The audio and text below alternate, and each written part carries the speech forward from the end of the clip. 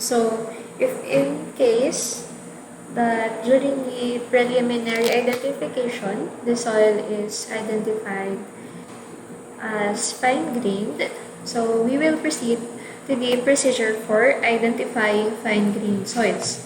So, we have to select the representative sample and remove the particles larger than the number 40 sieve. So, the first method is the dry strength. So, first, you have to select enough material to mold into a ball about 25 mm in diameter until it has a putty consistency. So, next, from the molded material, so make at least 3 specimens, each about 12 mm in diameter. And you have to allow that to dry. So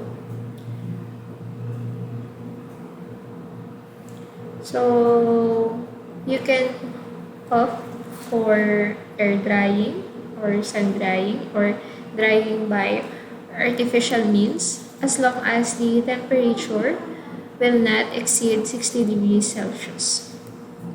So next, if the specimen contains natural dry lumps that are about 12 mm in diameter, this may be used. So you have to test the strength by crushing between your fingers. So we will refer to table 8 for the criteria for describing the dry strength. So if the dry specimen crumbles into powder with mere pressure of handling, so you have to describe the dry strength as none.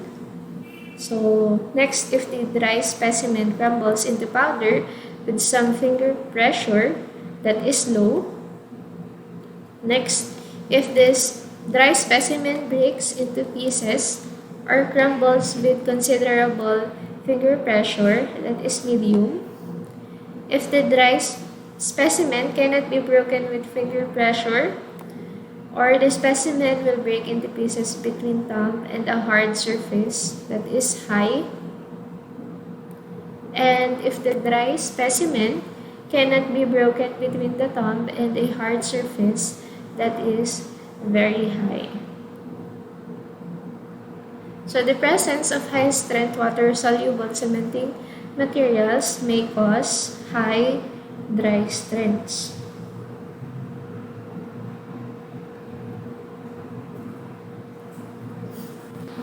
The next criteria is the latency. So, from the specimen, you have to select enough material to mold into a ball about 1/2 inch or 12 mm in diameter.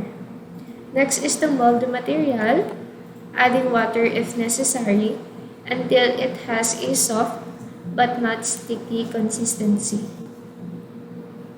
So, smooth the ball in the palm of one hand with the blade of a knife or small spatula.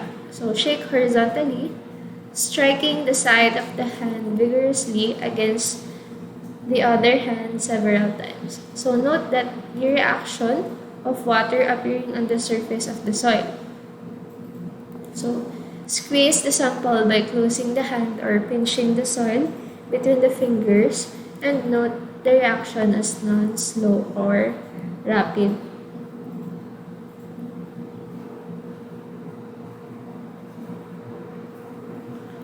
So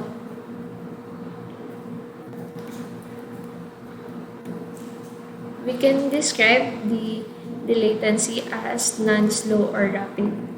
If there is no visible change in the specimen, that is none. If the water appears slowly on the surface of the specimen during the shaking and does not appear or disappears slowly upon squeezing, that is slow. And if the water appears quickly on the surface of the specimen during shaking and appears quickly upon squeezing, that is rapid.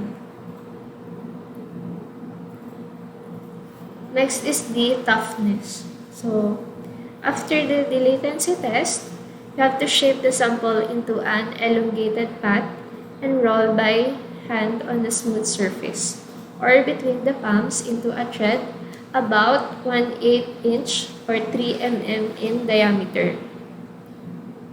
So you have to fold the sample threads and re-roll repeatedly until it crumbles at 1/8 inch diameter. So this will crumble if it is near the plastic limit. And note the strength of the thread. After crumbling, the pieces should be lumped together and kneaded until the lump crumbles. So note the toughness of the material during kneading. So, second, describe the toughness using the criteria for describing toughness. So, if there is only slight pressure is required to roll the thread near the plastic limit, and the thread and the lump are weak and soft, the toughness is low. If medium pressure is required to roll the thread to near the plastic limit, and the thread and the lump have medium stiffness, that is medium. And lastly, if considerable pressure is required to roll the thread to near the plastic limit, the thread and the lump have very high stiffness. So you have to describe the toughness as high.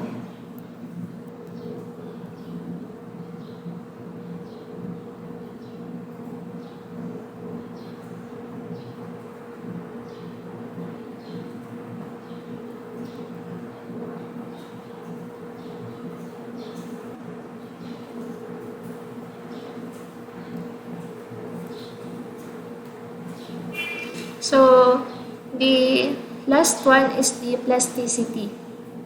So you have to base this on the toughness test. So refer to table 11 for the criteria for describing plasticity. So if it is non-plastic, if the 1/8 inch or 3 mm thread cannot be rolled at any water content. So next is low, if the thread can be barely rolled and the lump cannot be formed when drier than the plastic limit. Next, it is medium, if the thread is easy to roll and not much time is required to reach the plastic limit. So the thread cannot be rolled after reaching the plastic limit. And the lump will crumble when drier than the plastic limit. Lastly, it is high if it takes considerable time rolling and kneading to reach the plastic limit. The thread can be re-rolled several times after reaching the plastic limit, and the lump can be formed without crumbling when drier than the plastic limit.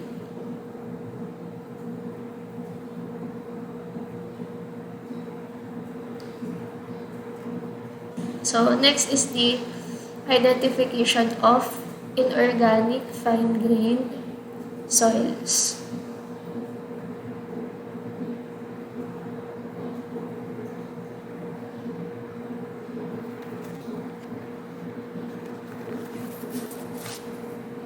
So these are the soil symbols depending on the dry strength, the latency, and toughness.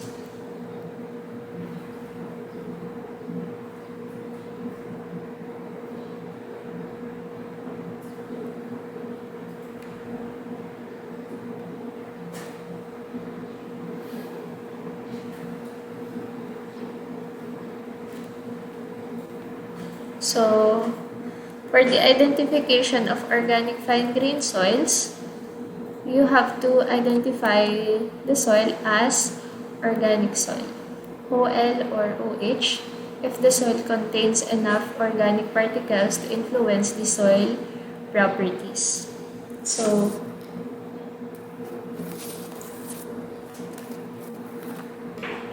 it usually have a dark brown to black color and may have an organic odor. So often, organic soils will change in color, and normally it will not have a high toughness or plasticity. So the threat for the toughness test will be spongy.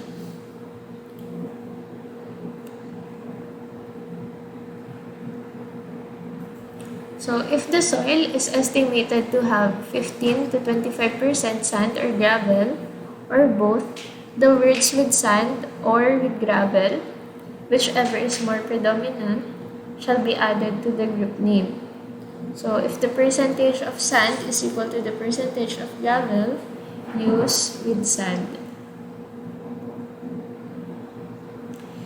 If the soil is estimated to have 30% or more sand or gravel or both, the word sandy or gravelly shall be added to the group name.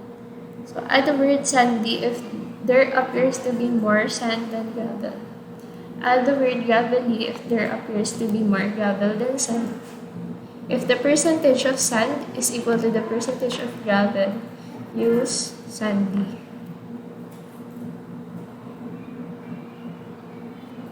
So that is all for the procedure for identifying fine grained soils. So, however, if the soil contains less than 50% fines, or during the preliminary identification, the soil is identified as coarse grained, you have to use these procedures.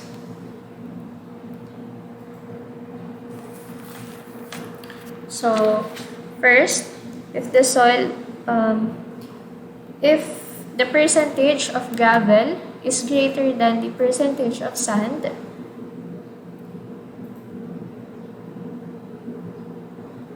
the soil is gravel. However, if the percentage of gravel is less than or equal to the percentage of sand, the soil is sand.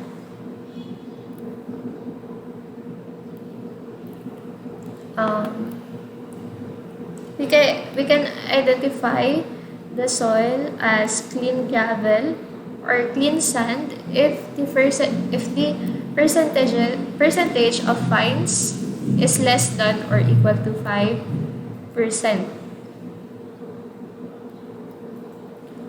Next, the well-graded gravel or well-graded sand has a wide range of particle sizes and substantial amounts of the intermediate particle sizes. So, on the other hand, it is poorly graded gravel or poorly graded sand if it is uniformly graded or gap or skip graded.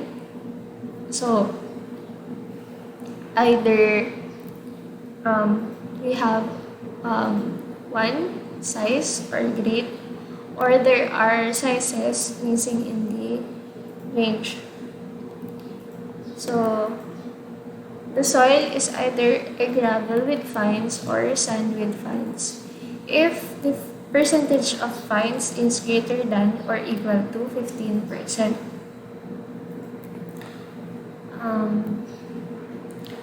It is clayey gravel or clayey sand if the fines are clayey according to the procedure for identifying fine-grained soils.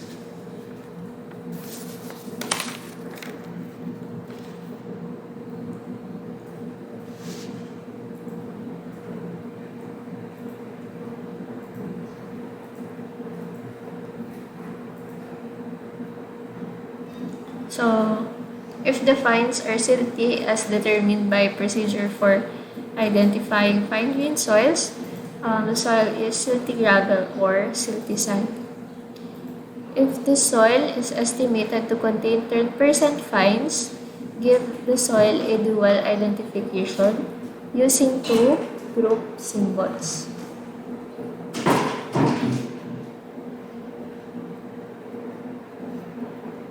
So, the first group symbol shall correspond to a clean gravel or clean sand.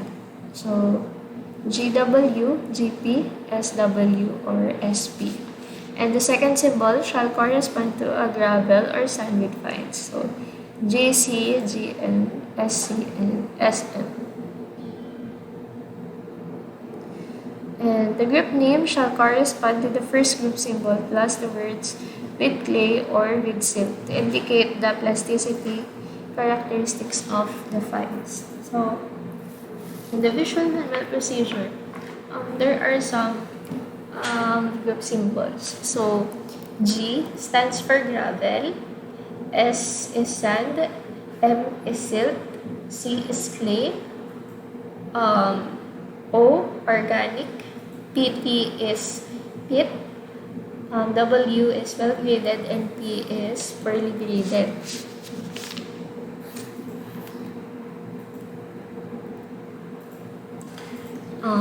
If the specimen is predominantly sand or gravel that contains an estimated 15% or more of the other coarse grain constituent, the words with gravel or with sand shall be added to the group name. And lastly, if the field sample contains any cobbles or boulders or both, the words with cobbles or with boulders, with cobbles and boulders shall be added to the group name. So, the next is the report. So, the table 13 provides a checklist for the description of soils. So, an example is included here. And then, other examples of soil descriptions and identifications are given in Appendix 1 and Appendix 2. So, if desired, the percentages of gravel, sand, and fines may be stated in terms indicating a range of particles as follows. So, once again, we use the word trace if the particles are present but estimated to be less than 5%. So, if the estimated particles are around 5 to 10%, we can use the word few. 15 to 25% is little. 30 to 45% some, and 50 to 100% mostly.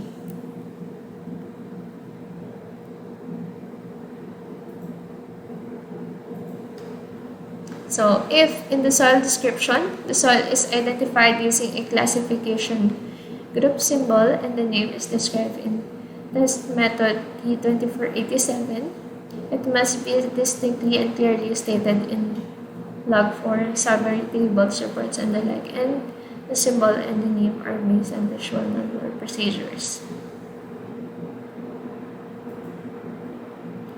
So, you can pause this video for the examples of visual descriptions.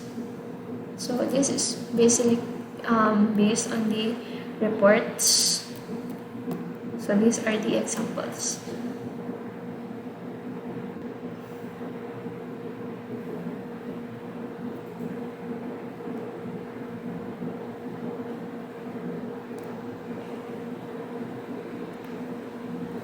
So,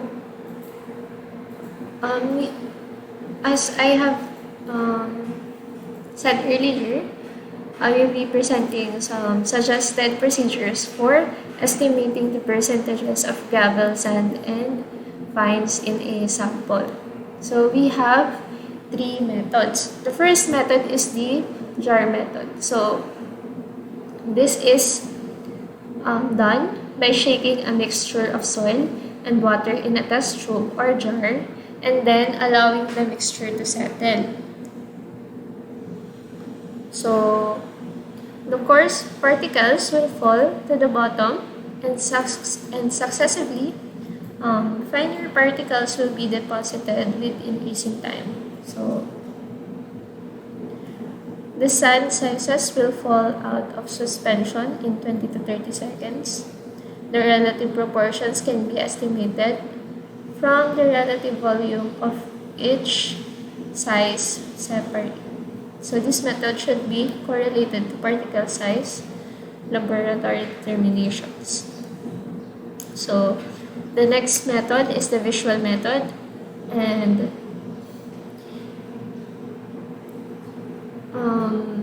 in this method, we will mentally visualize the gravel-sized particles placed in a sack, and then doing the same with the sands and fines.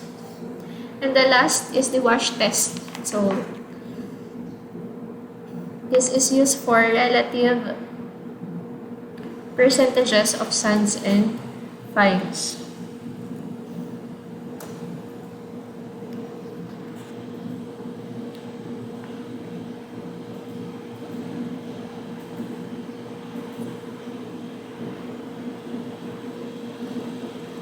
So this method, we have to select and moisten enough minus number 4 sieve size material to form a 1 inch or 25 mm cube of soil.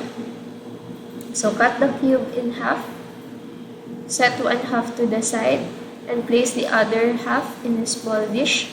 Wash and decant the fines out of the material in the dish until the water is clear, and then compare the two samples and estimate the percentage of sand and fines. Remember that the percentage is based on weight, not volume. However, the volume comparison will provide a reasonable indication of the grain size percentages. And also, while washing, it may be necessary to break down lumps of fines with the finger to get the correct percentages.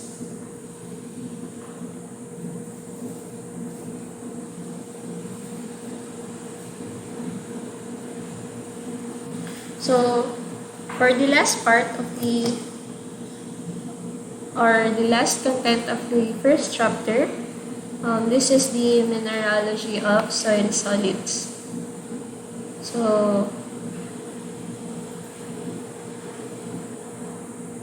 this content is very brief, and there are just some key points to remember. So the upper part of the Earth's crust is primarily consisted of silicon, aluminum, and other elements. So those elements may be iron, calcium, sodium, potassium, and magnesium.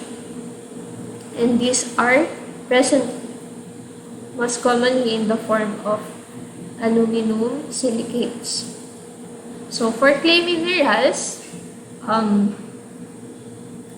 there are primarily two structural units. So namely the tetrahedrons and octahedrons.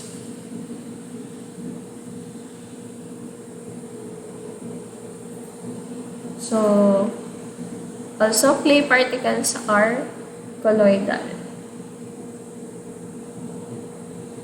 So next, we have the three most common clay minerals, which are kaolinite, montmorillonite, and mite. So montmorillonites have the greatest cation exchange capacity in specific surface. So you also have to note that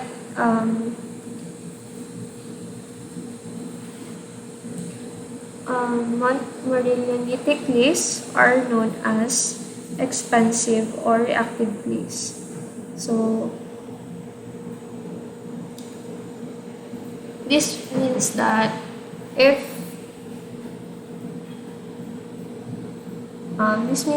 can swell greatly when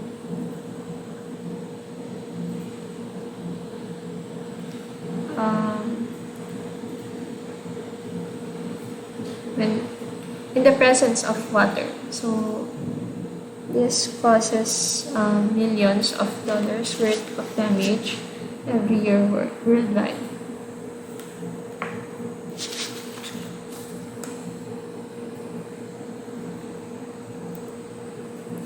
So you can browse these references for your further reading.